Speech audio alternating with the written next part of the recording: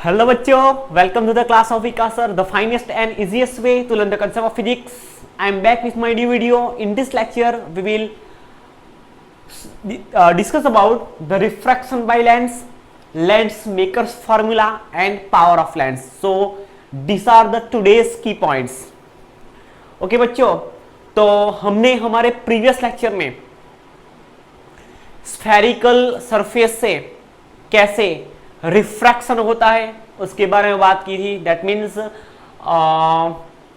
The last topic was the refraction by the spherical surface.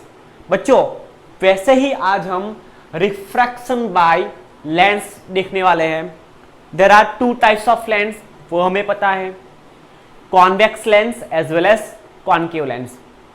जो lens mid में ठीक होगा ऐसे लेंस को बच्चे हम क्या बोलेंगे, कॉन्वेक्स बोलेंगे. और हम उसको जब टच करते हैं तो वो मिड में कैसा लगता है, थीन होगा, तो ऐसे लेंस को बच्चे हम क्या बोलेंगे, कॉनकेव लेंस बोलेंगे.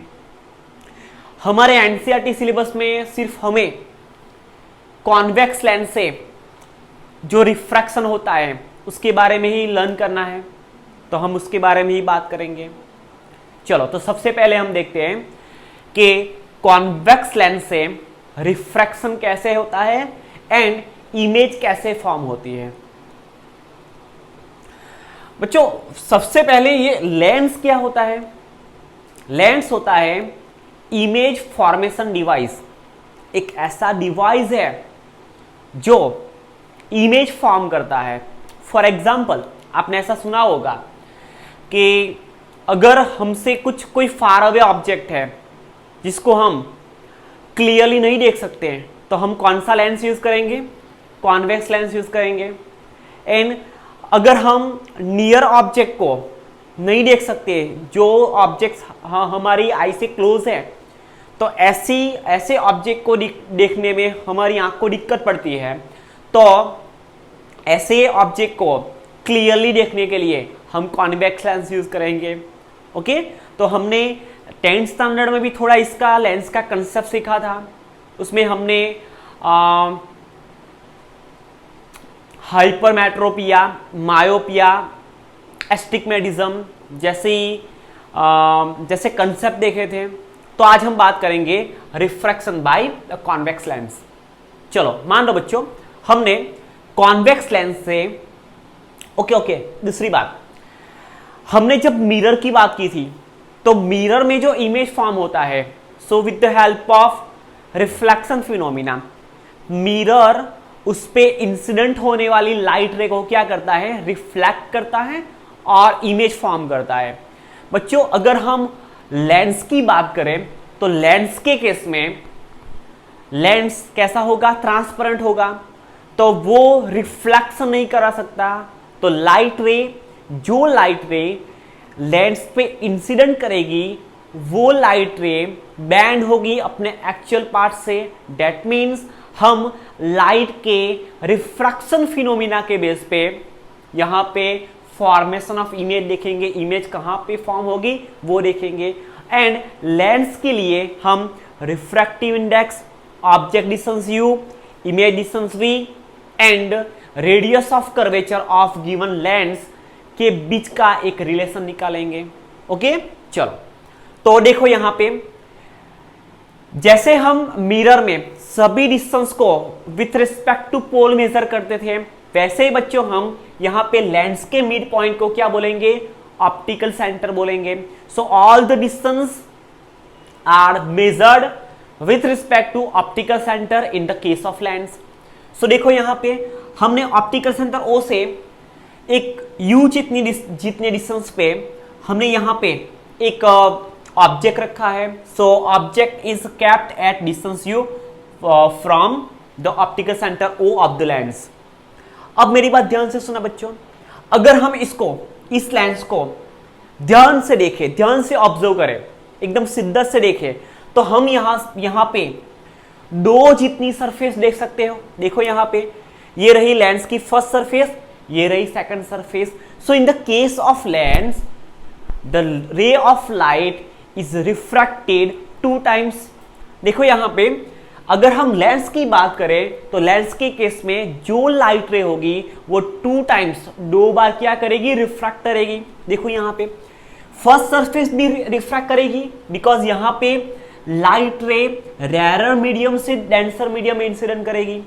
एंड जब सेकंड सरफेस की बात करते हैं तो लाइट सेकंड मीडियम से, दैट मींस लेंस वाले मीडियम से कहां पे आती है, रेयर मीडियम में, फिर से एयर में आती है। So light ray is refracted by 2 surfaces, surface number 1 as well as surface number 2। अब देखो हमने ऑप्टिकल सेंटर से यू जितने डिस्टेंस पे जो ऑब्जेक्ट रखा है वो ऑब्जेक्ट, उस ऑब्जेक्ट का जो इमेज फॉर्म होगी वो ओ डैश पे फॉर्म होगी। कैसे, अब देखो यहां पे आपको ऐसे तो समझ में नहीं आएगा कि भाई इमेज यहां पे कैसे फॉर्म हो सकती है। तो देखो यहां पे अगर हम इस वाली सेकंड सरफेस को एब्सेंट कंसीडर करते हैं just for a few moments, हम क्या करते हैं बच्चों, इस सेकंड सरफेस है ना, उस सेकंड सरफेस को फिलहाल आप कंसीडर करो ही मत। दैट मीन्स अगर ये सेकंड सरफेस कैसी होगी बच्चों, अगर एब्सेंट होगी तो यहां से आने वाली रे, ध्यान से सुनना, यहां से आने वाली रे, ऑब्जेक्ट से आने वाली इंसिडेंट रे है, वो यहां पे लेंस पे इंसिडेंट करेगी और अपने एक्चुअल पाथ से क्या करेगी, टुवर्ड्स द नॉर्मल बैंड करेगी। Obviously when the ray of light incident from rarer medium to denser medium it is slightly bend towards the normal. यहां से क्या किया, टुवर्ड्स द नॉर्मल बैंड की। अब ध्यान से सुनना, अगर लेंस की ये सेकंड सरफेस है ही नहीं, दैट मीन्स हमने फॉर अ फ्यू मोमेंट हमने क्या किया, एब्सेंट कंसिडर किया, तो लाइट यहां से आके बैंड होके फार अवे चली जाएगी। दैट मीन्स इमेज तो फॉर्म होगा ही नहीं। अब मेरी बात ध्यान से सुनना, अगर हम इस रिफ्रैक्टेड रे को अपोजिट साइड पे एक्सटेंड कर ले तो हमें प्रिंसिपल एक्सिस पे यहां पे मीट होती हुई नजर आएगी। सो यहां पे with the help of only first surface, ध्यान से सुनना, हाँ, जब हमने सेकंड सरफेस को एब्सेंट कंसीडर किया है तब की बात हो रही है, तब the image formed by the only first surface is at distance O dash. So image formed by first surface, so all the distance are measured from optical center, so v1 जितने डिस्टेंस पे first surface ने क्या किया, image form किया। अब मेरी बात ध्यान से सुनना, अब हम सेकंड सरफेस को भी पिक्चर में लाते हैं। Now the second surface is present. अब होगा क्या बच्चों, फर्स्ट सरफेस ने जिस लाइट रे को अपने एक्चुअल पार्ट से बैंड किया, दैट मीन्स रिफ्रैक्शन करवाई, तो वो रिफ्रैक्टेड रे सेकंड सरफेस के लिए इंसिडेंट रे बनेगी और यहां से अपने एक्चुअल पार्ट से बैंड करके, that means when the ray of light incident from denser medium to rarer medium it is slightly bend away from normal. देखो यहां पे नॉर्मल से अवे बैंड हुई एंड यहां पे उसने इमेज फॉर्म किया। बच्चों इमेज फॉर्म करने के लिए मिनिमम 2 रे एक दूसरे के साथ मीट होनी चाहिए।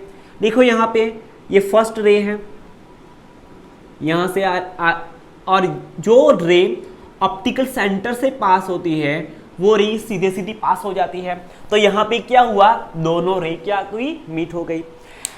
पर बच्चों ध्यान से सुनना, सेकंड सरफेस से हम ऑब्जर्व करेंगे, अगर हम यहां से क्यू पॉइंट से ऑब्जर्व करेंगे तो इस सेकंड सरफेस के लिए, ध्यान से सुनना, इस सेकंड सरफेस के लिए लाइट रे कहां से आती हुई नजर आएगी।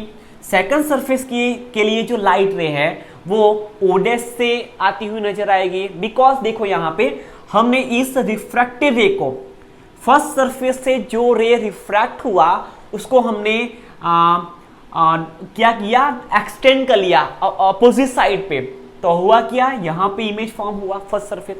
तो for second surface the image formed bye first surface is serves as or we can say behaves as virtual object। जब हम सेकंड सरफेस की बात करते हैं तो सेकंड सरफेस के लिए फर्स्ट सरफेस से प्रोड्यूस होने वाला, फॉर्म होने वाली जो इमेज है वो वर्चुअल ऑब्जेक्ट जैसा बिहेव करेगी।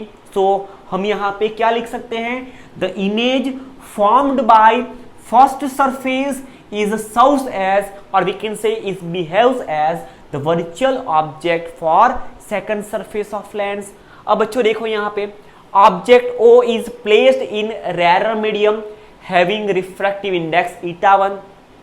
The incident ray OQ incident at point O on incident at point Q on first surface of lens. It is refracted and move in the part Q dash and refracted by second surface from point Q dash and form the final image at point I. अब देखो यहां पे first surface के लिए ये जो distance है वो ऑब्जेक्ट डिस्टेंस u है, एंड ये जो डिस्टेंस है वो इमेज डिस्टेंस v1 होगा जब हम सेकंड सरफेस को एब्सेंट कंसीडर करते हैं तब। चलो अब मेरी बात ध्यान से सुनना, तो हम यहां से लिख सकते हैं for first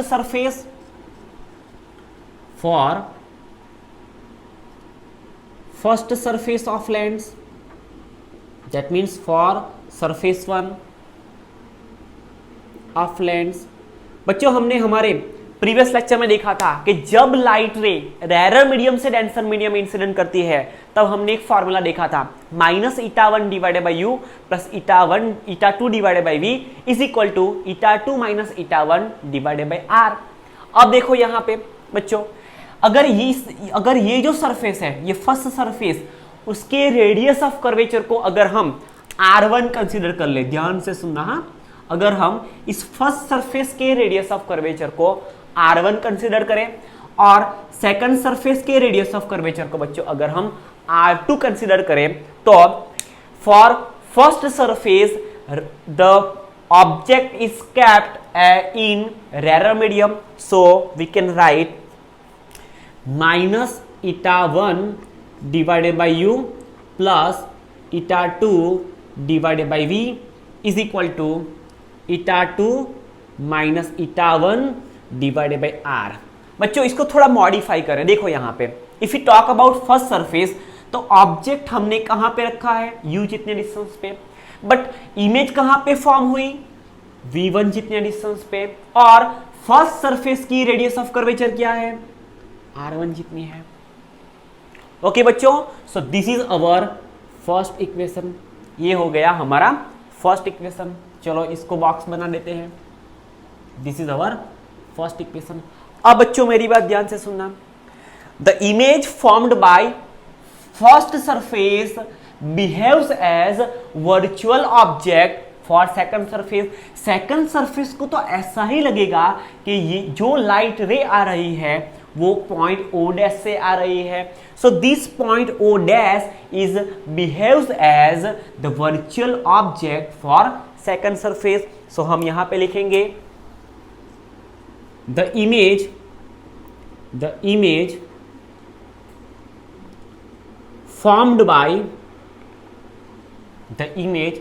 formed by surface 1 behaves as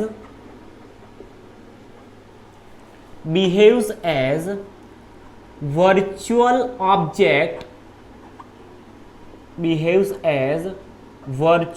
object for surface 2, virtual object for surface 2। चलो अब हम सेकंड सरफेस की बात करते हैं, फॉर सेकंड सरफेस और we can say for surface number 2। चलो अब देखो यहां पे, अब हम सेकंड सरफेस की बात करें तो लाइट रे कहां से आ रही है, डेंसर मीडियम से रेयर मीडियम में। बच्चों यहां पे एक हम कंडीशन लिख लेते हैं, refractive index of second medium is greater than refractive index of first medium. So ये जो एयर है वो कैसा मीडियम है, रेयर मीडियम है in compare to medium of lens. So for second surface, अब बच्चों देखो जब लाइट रे रेयर से डेंसर में एंटर हो रही थी तब हमने ये वाला फॉर्मूला यूज किया, बट जब लाइट जब लाइट रे डेंसर से रेयर में एंटर होती है तब हम कौन सा फॉर्मूला यूज करते हैं, हमने प्रीवियस लेक्चर में देखा था, minus eta 2 divided by u plus eta 1 divided by v is equal to eta 1 minus eta 2 divided by r. अब बच्चों मेरी बात ध्यान से सुनना, हमने ऐसा बोला कि the image formed by the surface 1 behaves as virtual object for second surface. That means ये जो डिस्टेंस v1 है वो डिस्टेंस सेकंड सरफेस के लिए ऑब्जेक्ट डिस्टेंस बनेगा। So instead of writing u we can write v1 because the image distance for first surface behaves as object virtual object distance for second surface, and the final image formed at distance v on another side of the lens. If the radius of curvature of second surface is r2, so we can write r2. This is our equation number 2. बच्चों ये हो गया हमारा equation number 2। चलो अब हम equation 2 और equation 1 का क्या करते हैं, एडिशन करते हैं, दोनों को क्या करते हैं, ऐड करते हैं। So we can write equation 1 plus equation 2। Equation 1 में इक्वेशन 2 को क्या किया, ऐड कर दिया। चलो देखो, इसकी लेफ्ट हैंड साइड प्लस इसकी left hand side, so we can write minus eta 1 divided by u plus eta 2 divided by v1 plus इसकी left hand side eta 2 divided by v1 plus eta 1 divided by v is equal to दोनों की right hand side eta 2 minus eta 1 divided by r1 plus eta 1 minus eta 2 divided by r2। Okay बच्चों, चलो अब इसको थोड़ा simplify करते हैं, सो आप यहां पे देख सकते हो, यहां पे ईटा 2 डिवाइडेड बाई v1 है, यहां पे minus eta 2 divided by v1 है। सो दोनों क्या होगा, कैंसल आउट हो जाएगी। सो दोनों टर्म्स कैंसल आउट होके हम इसको लिख सकते हैं minus eta 1 divided by u plus यहाँ पे प्लस साइन है eta 1 divided by v is equal to अब बच्चों मेरी बात ध्यान से सुनना, यहाँ पे क्या कॉमन है, यहाँ पे ईटा 2 माइनस ईटा 1 है, यहाँ पे ईटा 1 माइनस ईटा 2 है। सो यहाँ से अगर हम माइनस को कॉमन निकालेंगे, माइनस को बाहर लेंगे तो क्या होगा, ध्यान से सुनना, ईटा 2 minus eta 1 divided by r1। Okay, हम अगर यहां से माइनस को बाहर ले लेंगे, माइनस को बाहर, तो हम क्या लिख सकते हैं, ईटा 1 ईटा 2 minus eta 1 divided by r2। फिर से एक बार देखो, ये माइनस इसके साथ मल्टीप्लाई होके माइनस ईटा 2 होगा, ये माइनस इसके साथ मल्टीप्लाई होके प्लस ईटा 1 होगा। सो हमने क्या किया, माइनस को बाहर निकाल लिया। सो यहां से हम क्या लिख सकते हैं, ईटा 2 minus eta 1 divided by r2। इसको फर्दर सिंप्लीफाई करते हैं बच्चों, तो हमें मिलेगा minus eta 1 divided by u plus eta 1 divided by v is equal to, अब देखो यहां पे दोनों साइड्स पे ईटा 2 माइनस ईटा 1 क्या है, कॉमन है। सो हम यहां पे लिख सकते हैं ईटा 2 माइनस ईटा 1। अब देखो यहां पे, तो यहां पे क्या रह गया, 1 ओवर r1, हम सेकंड ब्रैकेट में लिखेंगे 1 ओवर r1। यहां पे माइनस साइन है, so minus as it is 1 over r2। बच्चों हमें कुछ ऐसा मिला। अब देखो यहां पे लेफ्ट हैंड साइड को थोड़ा ऑब्जर्व करो, लेफ्ट हैंड साइड पे ईटा 1 कॉमन है, सो यहां से ईटा 1 कॉमन निकल जाएगा। So we can write minus 1 over u plus 1 over v is equal to eta 2 minus eta 1 second bracket में 1 over r1 minus 1 over r2। Okay चलो अब देखो यहां से, सो यहां से लेफ्ट हैंड साइड पे हम लिख सकते हैं -1/u plus 1/v is equal to, ये 𝜃1 राइट हैंड साइड पे जाके हम लिख सकते हैं 𝜃2 minus 𝜃1 divided by 𝜃1 into 1/r1 minus 1/r2। This is a most IMP equation, this a most IMP equation. हम कब यूज करेंगे इस इक्वेशन को? जब बच्चों हमें ध्यान से सुनना, जब हमें ऑब्जेक्ट डिस्टेंस u गिवन होगा, इमेज डिस्टेंस v गिवन होगा, दोनों साइड्स के, दोनों सरफेस के रेडियस ऑफ कर्वेचर गिवन होंगे, डिफरेंट होंगे या तो सेम होंगे, वी डोंट नो, हमें जो गिवन होगा वो हम लिखेंगे। और अगर हमें रिफ्रैक्टिव इंडेक्स फाइंड करना है तो हम इस फॉर्मूला के बेस पे निकाल सकते हैं। आई बात समझ में? अगर हमें इस लेंस का रिफ्रैक्टिव इंडेक्स फाइंड करना है, दैट मींस 𝜃2 फाइंड करना है, तो हम इस इक्वेशन का यूज करके निकाल सकते हैं। जनरली क्या होगा, जनरली 𝜃1 1 होगा, 𝜃1 की वैल्यू क्या होगी 1, बिकॉज सभी लाइट रे, सभी केसेस में ये जो फर्स्ट मीडियम है वो एयर मीडियम होता है और एयर का रिफ्रैक्टिव इंडेक्स होता है 1.00। सो जनरली 𝜃1 की वैल्यू क्या होगी 1 होगी। अब मेरी बात ध्यान से सुनना, इसको हम और सिंप्लीफाई करें तो क्या लिख सकते हैं? Okay 𝜃2 divided by 𝜃1। ओके बच्चों यहां पे देखो, अगर हम इसको और करके लिखें, जैसा हमारी NCERT टेक्स्ट बुक में दिया है हमें, अगर हम इसको और करके लिखें तो क्या लिख सकते हैं? -1/u plus 1/v is equal to, अब मेरी बात ध्यान से सुना, 𝜃2 divided by 𝜃1, 𝜃2 divided by 𝜃1 minus 𝜃1 divided by 𝜃1, so 1 हो जाएगा, 𝜃1 divided by 𝜃1, so 1 into 1/r1 minus 1/r2। Okay चलो इसको थोड़ा फर्दर सिंप्लीफाई करते हैं।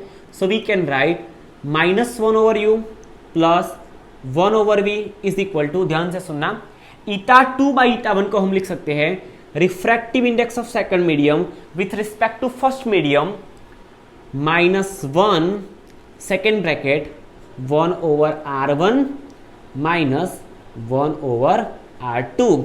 ऐसा इक्वेशन बच्चों हमारी NCERT टेक्स्ट बुक में हमें गिवन है, सो हमने ऐसा लिख लिया। This is our equation number 4।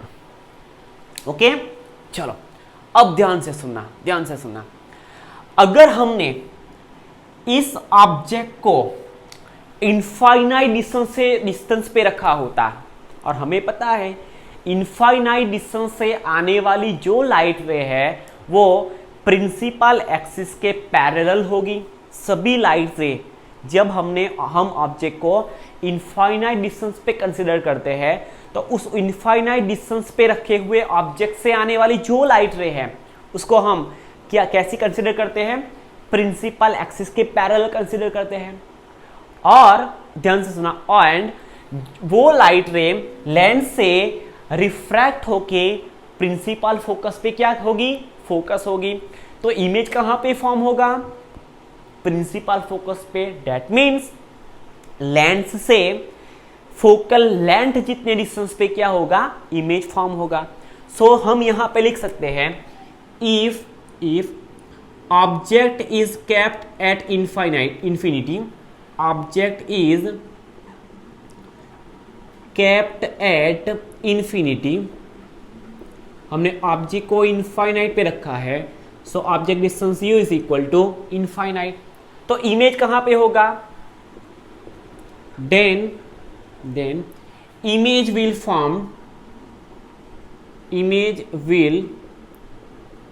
form at principal focus, principal focus। So image distance v कहां पे फॉर्म होगा? फोकल लेंथ जितने डिस्टेंस पे। इक्वेशन नंबर 4 का यूज करो आप यहां पे। सो हम यहां पे लिख सकते हैं -1/u कहां पे है? इनफाइनाइट पे। 1/v इमेज कहां पे फॉर्म होगा? फोकल लेंथ जितने डिस्टेंस पे।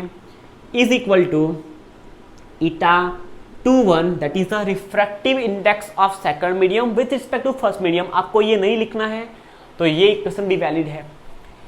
-1 into 1/R1 minus 1/R2।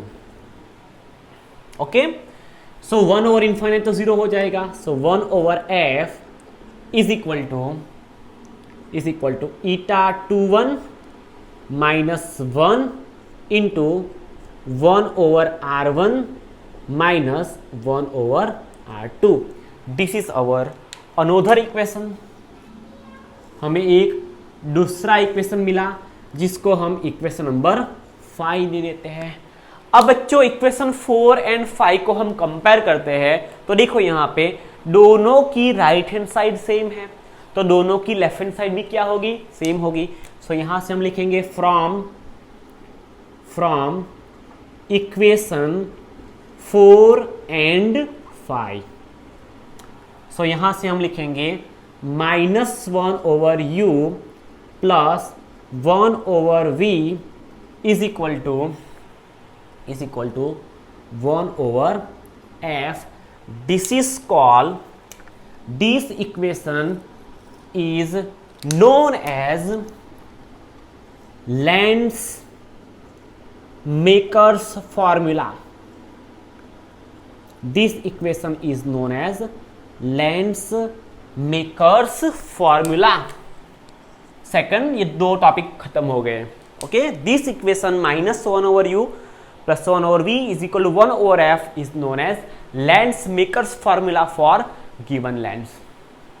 Okay, चलो अब बच्चों हम लेंस के पावर की बात करते हैं। चलो सबसे पहले ये लिख लो फटाफट।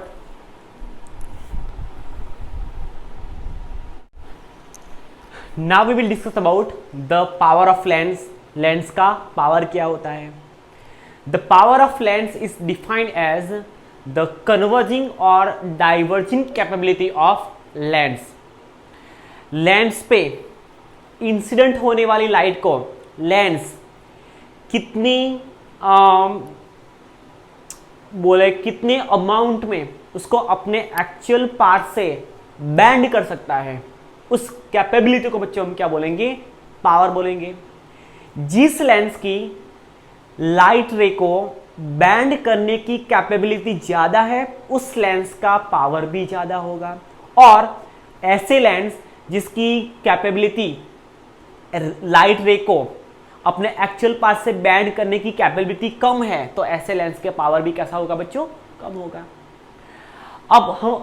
अब सुनो, हमने देखा था कि जो लेंस ठीक होता है, ठीक लेंस होते हैं, वो उसकी फोकल लेंथ कम होती है। दैट मीन्स वो अपने पे इंसिडेंट होने वाली लाइट को लेंस से क्लोज डिस्टेंस पे क्या करते हैं? उसको बैंड करके इमेज फॉर्म कर सकते हैं। तो देखो यहां पे the power of lens is a converging और the diverging capability of lens, और we can say the measure of convergence और divergence of the light ray falls और we can say the beam of light falls on the lens. Lens पे falls होने वाली beam of light को वो कितने amount में बैंड कर सकता है और वी कैन से कन्वर्ज या डाइवर्ज कर सकता है, उस कैपेबिलिटी को बच्चों हम क्या बोलेंगे? पावर ऑफ लेंस बोलेंगे। Lens having shorter focal length bends the incident light more. ऐसे लेंस जिसकी फोकल लेंथ कम है, शॉर्टर फोकल लेंथ के लेंस है, उसकी लाइट को बैंड करने की कैपेबिलिटी क्या है? ज्यादा है। दैट मीन्स उसका पावर भी क्या होगा? ज्यादा होगा in compare to another lens. अब बच्चों अगर हम कॉन्वेक्स लेंस की बात करें तो कॉन्वेक्स लेंस क्या करता है? लाइट रे को मिट कराता है। दैट मीन्स उसको कन्वर्ज करता है। So convex lens is also known as converging lens. Same as concave lens क्या करता है? कॉन्केव लेंस उस पे इंसिडेंट होने वाली लाइट को क्या करता है? फार अवे ले जाता है। दैट मीन्स वो डाइवर्ज करता है। So concave lens is also known as diverging lens. The power of lens is also defined as the tangent of the angle by which it converges or diverges a beam of light falling at unit distance from the optical center. Okay, आप यहां पे देख सकते हो हमारे पास एक convex lens है.